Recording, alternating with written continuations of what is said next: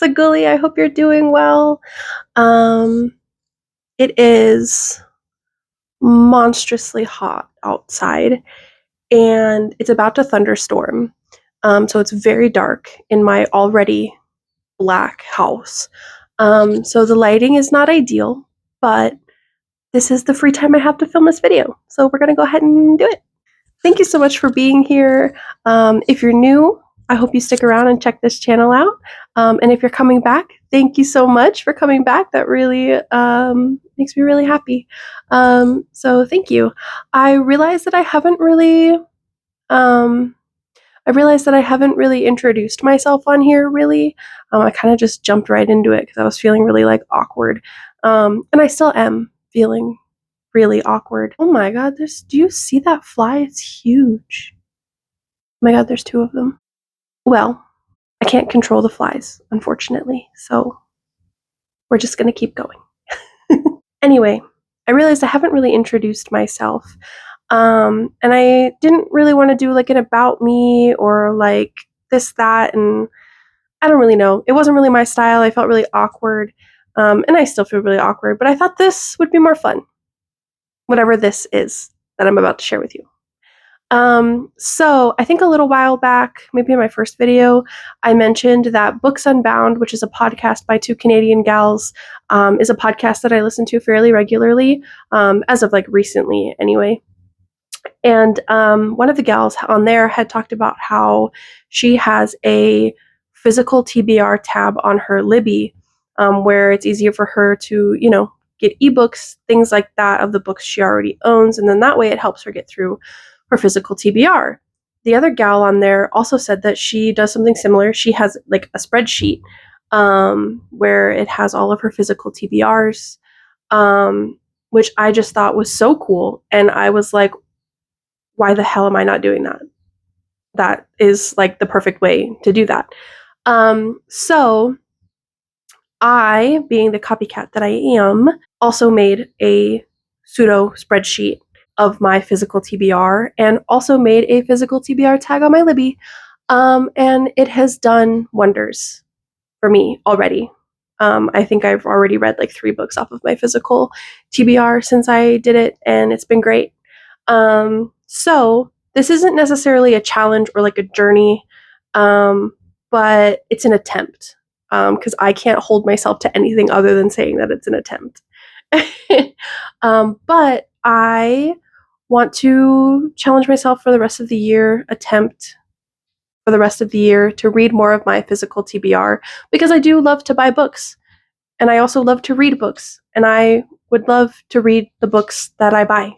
I'm going to show you around my little Notion spreadsheet that I have for my physical TBR. I love Notion. Notion is like a godsend. It's like mwah, chef's kiss for someone who is very neat like I am. It helps keep me very organized, and I really appreciate that. So why don't I show you that first, and then we'll get into the video and a little bit about me. Alrighty, so here is my never-ending physical TBR list. It has cover, book, author, genre, and status, whether it's started or in progress. And I kind of have it broken down from there. And then I also have a reading log tab, which is everything that I've read. It has all the same things, except it also has a rating on it, and then it can open into separate pages where I can kind of look at the cover in more detail if I need to be reminded of something, and then I just have a quick little review of how I felt about it. And yeah. And we're back. Hello. So what I decided to do was to introduce myself through my physical TBR. I thought this was a good way to not only introduce myself, but also introduce the type of genres that I read, the type of books that I enjoy, and kind of share like, what about these books like made me want to pick it up in the first place. So yeah, let's go ahead and get started. I have not a huge stack. My name's not that long.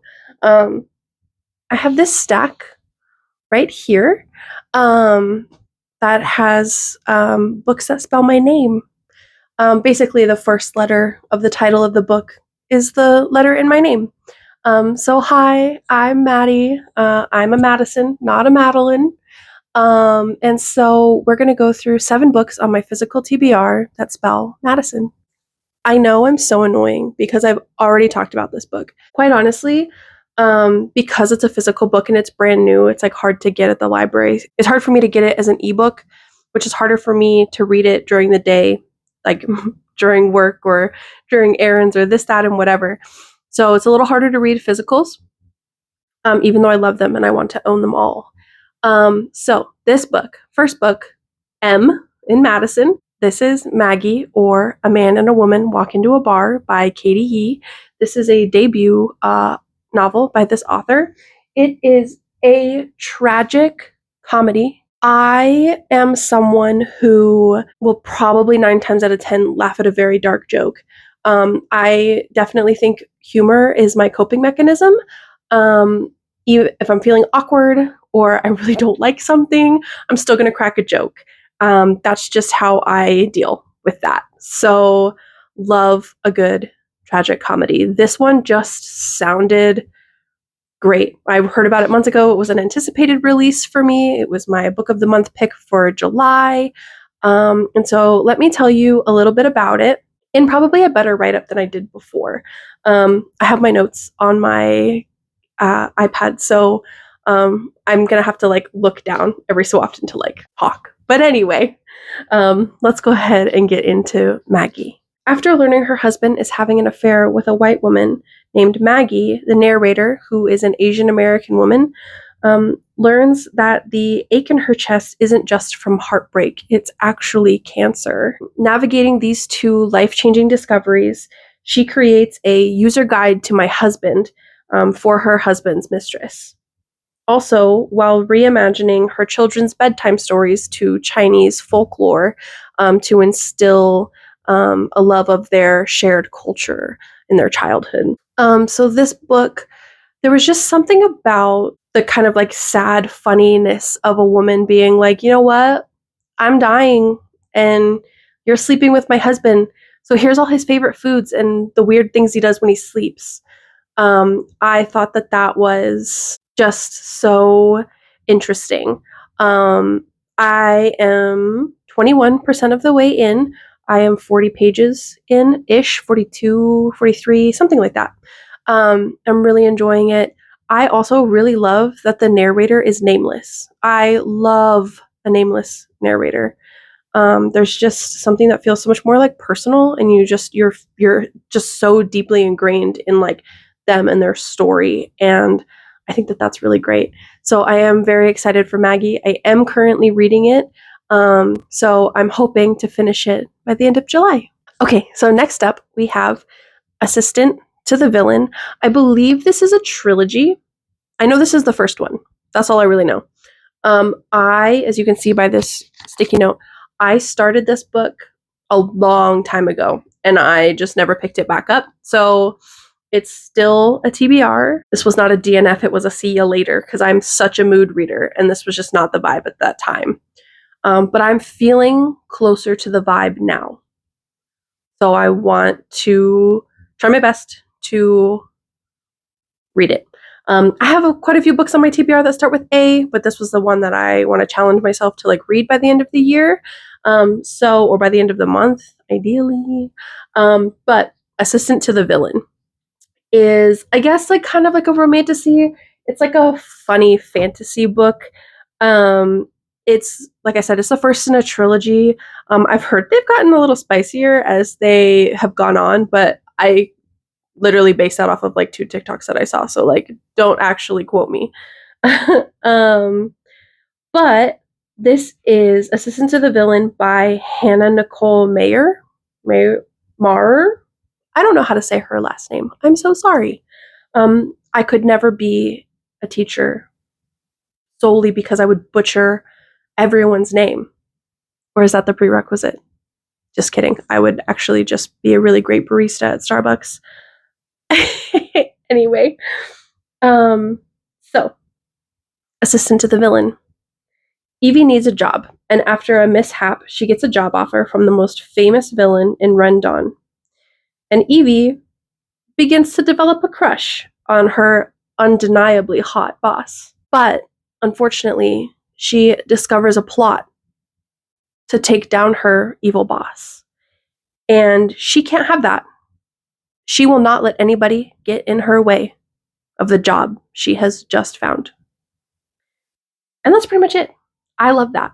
It sounds funny, and it's a fantasy read. I started it and I remember it being really funny, the way that the narrator kind of like talks to you. I just remember it being really funny. I just was not at the time in the mood for like a cozy, funny fantasy. I normally prefer more serious stuff. But as I've had more time to read recently, I kind of like to go back and forth between reading something serious and then reading something funny, or like reading something at least a little bit more lighthearted. So yeah. And next up, should I say proud? I think that sounds like an insult, and it's not. I'm not going to say proud. I am new to monster romances. I just finished my first one a little while ago, which I mentioned in my last video. I read Heartsong by E Wendel. That was a gargoyle. I almost said fan fiction. It was a gargoyle romance novel that reminded me so much of a fan fiction of like the Toon Disney Gargoyles movie from when I was a kid. Y'all, it was spicy. I mean, like, obviously, monster romance, like, I get it. But I was like, damn, okay, I see you. So yeah, I'm new to the monster romance. This one doesn't sound as spicy, which, like, I think is a good thing. I think I need a second to adjust. But this is the D in Madison. Wow, that sounded so. You know what? That sounded on topic. I'm gonna let it go. We're on to D.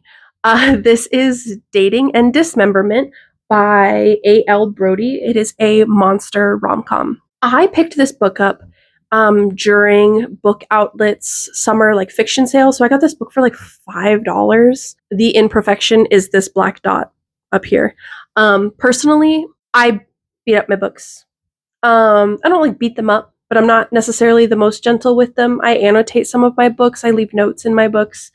So I don't mind when they get a little marked. That's fine with me. Honestly, the cover was really what made me want to read this book. And honestly, the title was just so funny. Dating and Dismemberment just sounded like an awesome thing. And I was like already starting to get into monster rom-coms, and so, or wanting to like look into monster romance books, because like there's enough of them out. And I've heard enough people talking about it, and it's one genre I really haven't read, so I really wanted to like dip my toe in. It says a romantic comedy full of love, laughter, and limbs. So I just thought it sounded funny. I'm really looking forward to it. Darla is a legendary monster who haunts the woods around Camp Clear Creek, but takes a sabbatical after having an existential crisis about what she wants from her life. Same girl. Then Jarko shows up to claim Camp Clear Creek for himself, conceited, arrogant, and unfortunately hot. Mayhem ensues as they challenge each other to come out on top. And maybe couples that slay together stay together? That was actually on the back of the book. The maybe couples that slay together stay together, and I thought that was so funny. It's somewhere on here. But anyway, I am excited to check that out. Yeah. So maybe it's me. Maybe I just don't pick books that start with I. Or maybe there's not a lot of books that start with I. I don't really know. The I was hard. This is quite literally the only book on my physical TBR that starts with an I. I think the only other book that I could find that started with an I was Immortal by Su Lin Tan, and I already read it because she's an auto-buy, immediate read for me. I can talk about that in another video. But this is the only book I had that started with an I. This is In 5 Years by Rebecca Serle. It says on the little cover here, Good Morning America book club pick. So I guess it was pretty popular. I definitely bought this at a Target sale where they always do those like buy two, get one free. And I think I was struggling to find a third book. And this book was like, yeah, well, you know, like good. Like it's a romance, so like I should like it. And then put it on the shelf, completely forgot about it. And I even forgot to put this on my physical TBR list, like in my Notion. But it's been on my shelf for like a long time. This is just like a regular romance book, I suppose. It actually sounds really touching. It might fuck me up. I don't know. Maybe I'll cry. Maybe I'll love it. Maybe I'll hate it. It's actually hard to tell. Sometimes when you pick books up on a whim and then you forget about them and you pick them back up, you're like, why the fuck did I pick this book? But it does sound cute, or like could be cute, I guess. Anyway, let's get into it. So, In 5 Years by Rebecca Serle. So, Danny is a meticulous planner and everything is going right. She has landed the perfect job, has the perfect longtime boyfriend who just proposed, and everything is going to plan. Except one night, she awakens in a different apartment with a different ring and sleeping next to a very different man. Danny actually is spending 1 hour in 5 years in the future. Wow, cool. Doesn't that sound great? I actually think it sounds really good. It says, this is an unforgettable love story in 1 hour that Danny just can't shake. I'm not a super big time travel person, but recently, or this year, I read Before the Coffee Gets Cold, which is like kind of time travel-y, and I thought that book handled it really well. And I also just finished Moth, which I also talked about in my last video. That was a 5-star read. That was the best book I've read all year. I will be talking about that in a separate video. But Moth also dealt with some like timeline jumping and time travel, and like so perfect. So I'm kind of in this, like this year, time travel, it's making sense. So looking forward to that. And then next, we're almost done. We're at S. We're over halfway. So now we're on to S. This is Strange Houses by Uketsu, translated by Jim Ryan. This book was actually all over my Instagram. I do enjoy reading a lot of translated books, Japanese books, Korean books, particularly those typically are where I like fall into like what I read for translations. But this is a mystery horror book. I guess this author is like a masked man who's like a popular like YouTube star like in Japan, and he's an author. Yeah, I was really curious about the author. I was curious about this book. It's not very long. And inside, like, it's like got like layouts of like the house or like houses. And so, and yes, I know I say house weird. I know it's not even like a super like Canadian house, but I don't know. I moved around a lot and it just is what it is. Okay, I'm sorry, it's not house. It's a house. Anyway, so Strange Houses by Uketsu is a mystery horror. It is about a writer who is fascinated with the macabre, finds himself investigating an eerie house for sale in Tokyo. While it seems like the perfect home, the floor plan actually reveals mysterious dead space between the walls. The writer shares the layout with an architect for a second opinion, only to discover more unnerving details. What is the purpose of this design? And what happened to the former owner who disappeared? When a body shows up in a second similar house, it becomes clear that they might be in over their heads. Doesn't that sound so good? Sounds so good. I'm so excited. I love it. Love it. Anyway, on to the next. Totally realized in my last shot that you can see my big bin of dog food, and that wasn't the most aesthetically pleasing thing. But I'm not gonna refilm it because I have nothing else to say. And yeah, so I hope you enjoyed the view of my dog food. We are on to O. Again, I actually don't have that many books that start with O on my physical TBR. What would you know? I actually just got this one. Also, I think at Target with their like buy two get one free sale thing that they do. This is a book I hemmed and hawed about. I think I saw it through Book of the Month a while ago. I heard mixed reviews about it, but I was like, you know what? I've stared at it enough times. And when it came down to like it being on sale, I was like, you know what? It's worth the shot because I haven't been able to stop thinking about it. I've heard, reviews are always based on reader to reader. Like, that's the one thing about book reviews is that it really is so subjective because like there are people who will like shit on a book, hate on a book, say it's the worst thing they read, give it a 1 star. And then there's somebody else who reads it and it might be the best book they read all year. It might be a story that really sticks with them. And some people just like really genuinely enjoy it. And so I wanted to give myself the chance to form my own opinion.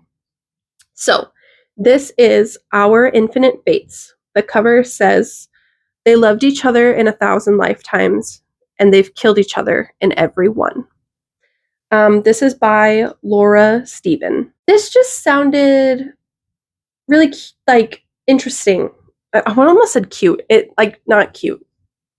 Like, killing each other's not cute. But this just sounded really interesting. Also, we love a gold sprayed edge. Like, hello, this book is beautiful. But yeah, so Our Infinite Fates by Laura Stephen. Let's get into it. It is a fantasy romance. Evelyn can remember all of her lives, and every time she is murdered by her 18th birthday by Arden, a supernatural being linked to her soul. But this time, in this life, Evelyn wants to keep it. She must find Arden before they find her, break the curse, and try not to fall in love in the process. Oh, doesn't it sound so good? See, the premise sounds so good. So I'm just like, how bad can it be? How bad can it be? Anyway, I'm excited. Next. And last but not least, we are on N in Madison, in case you forgot already what my name is. Like most people do. Anyway, we are on N, the last book. This one, semantics, my husband gave me a hard time because it has the word the in front of it. But again, I don't have a book that starts with N on my physical TBR. But this one is The Night Ends with Fire by KX Song. Again, this was another book which you can see by a receipt. I tried to read it a little while ago. I did not succeed. It was not a DNF. It was a see you later. This is like fantasy retelling of Mulan, is kind of like how it's marketed. Also, again, look at how beautiful this book is. Like, look at the sprayed edges. Like, and it's a heavy book. Like, it just feels quality. Even the like inside is just like beautiful. Anyway, yes. So The Night Ends with Fire by KX Song. So excited. Also, I actually just started the audiobook of this. I am 3 hours in. I'm loving it. Quite honestly, Natalie Naudis is a narrator who I adore. If I see Natalie Naudis' name as like the narrator for a book, it's like almost an auto buy. Like, it's at least a get a sample and like make sure I'm gonna like it, like the story itself. But like Natalie Naudis could just talk me to sleep any night. I could just listen to her voice all of the time. I love the series Daughter of the Moon Goddess. Natalie Naudis did those. She also did Immortal, which is also by Su Lin Tan. Love those books. Love her voice. She does such a good job. So I used up my very last Audible credit on this book, and I'm 3.5 hours in of like 12 hours. I'm excited. So this is a fantasy. Inspired by the legend of Mulan, this fantasy adventure follows a young woman, Meilin, who is determined to choose her own destiny, even if it means going against everyone she loves. After discovering her husband-to-be is a violent man, Meilin disguises herself as a man to join the army and run away from her family. In the army, Meilin grows close to Sky, a prince who has turned into a training partner, and she must keep her feelings in check when she begins having visions of a sea dragon spirit who offers her true power and freedom at a deadly price. Malin must decide who she trusts as war breaks out, Sky, the sea dragon, or the enemy prince who makes her question everything she thought she knew. I honestly kind of botched this little write-up, but it does sound really good. It is really great so far. I don't want to talk about it yet because I don't want to give anything away. Not that I think that anything's like, I don't want to say anything yet because I don't know what's important and what's not. But I'm liking it. So yeah. Okay, so yeah, that was my Meet Me Through My Physical TBR. Like I said, thank you so much for being here. I'm so grateful for you for checking this out. If you made it to the end of this video, thank you so much for watching. Me and the flies, we really appreciate it. Yeah, I hope you stick along for this little reading journey. I am going to try and prioritize these 7 books as the next kind of like 7 books that I'm going to read. There's 3 other books that I need to get through as well. But for the most part, these 7 are going to be like the priority. Hope you stay tuned for what's to come. So yeah, I hope that you have a great rest of your day, rest of your night. Thank you so much for watching, and I will see you in the next one. Bye. Nagiwa.